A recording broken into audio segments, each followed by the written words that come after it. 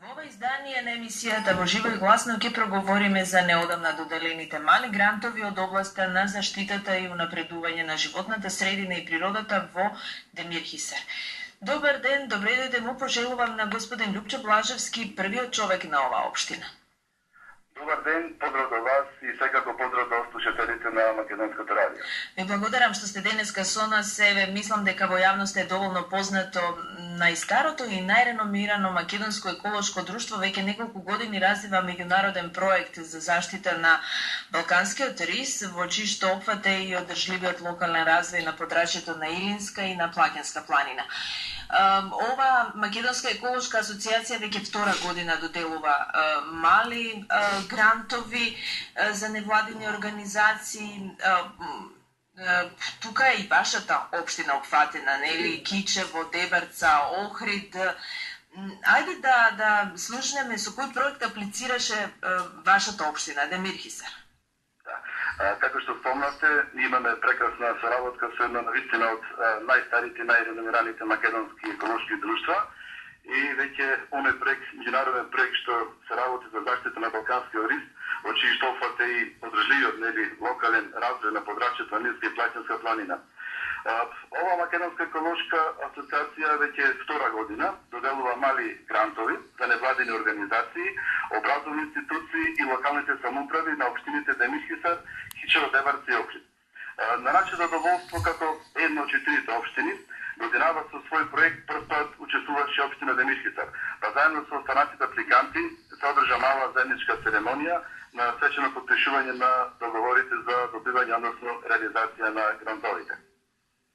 Да ни кажете за проектот со кој што аплициравте. Така, значи, еве во оваа прилика јавно ќе кажам дека сепак Демирхисар е едно од најубавите македонско зелено срце, еден природен предел во кој што секој посетител, особено неговите жители, преку целата година буквално уживаат во ред клубови природни вредности и уживаат во зеленило и недотрена природа.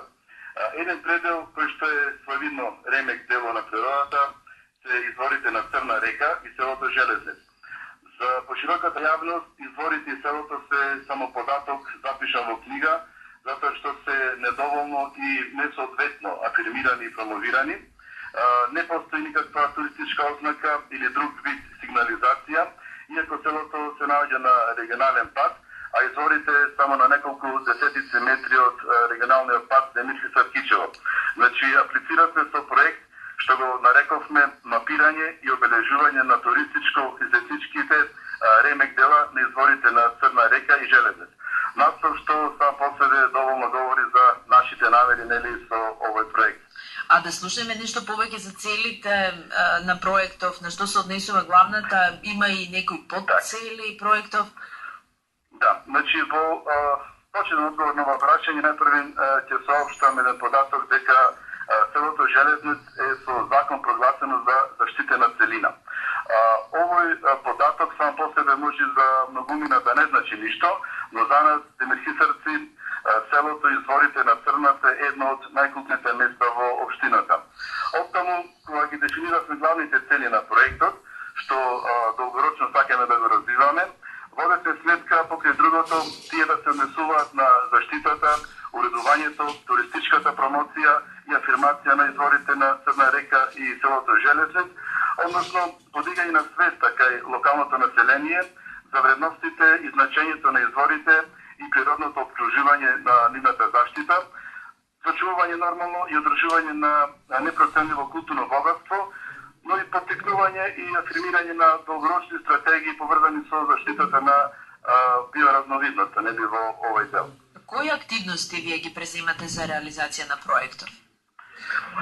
За сега планираме да обезбедиме релевантни информации за подрачјето на изворите и соодветно на нивната важност. Ќе извршиме систематизација и категоризација на локацијата, на морската висина, издаштоста на изворите, ендемичните видови и слично. Врз основа на ваквата база на податоци и информации ќе се пристапи кон изработка на мапа, исцртување на подрачјето и изворите на реката и детектирање на можните локации за поставување информативни панели или други ознаки. Ќе се обележат места за поставување на паноа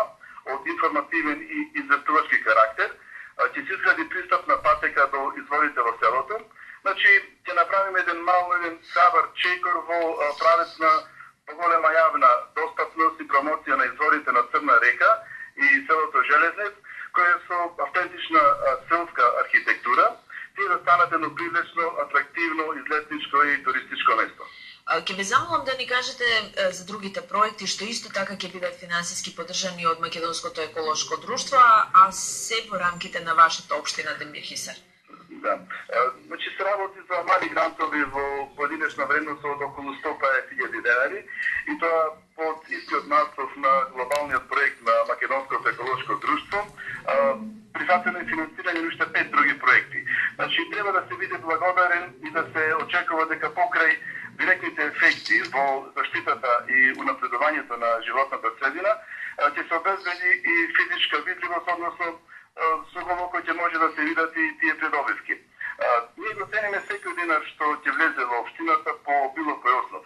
Затоа и обезумаме еден култен однос и кон овој индиректен влез на околу 15.000 евра, значи за скупно 6 проекти. Значи ќе се финансираат тие 6 проекти и тоа покрај проектот на локалната самоуправа. Слични проекти ќе се спроведат и основното училиште Гоце Делчев, планинарското друштво Бигла, Сдруженијето Поленка и невладината организација Арт Поинт Гумно. Индиректно во реализација на дел од проектите ќе бидат вклучени и стручни тимови од Средното шумарско училиште Крсте Петков Мисирков и Шумското стопанство Бигла. Ајде за крај да ни кажете за последиците од поплавите во Демир Хисар. И вашата општина беше засегната. Да, за Демир Хисар можам да кажам дека последните 53 години сме соочени со ваква огромна водна стихија.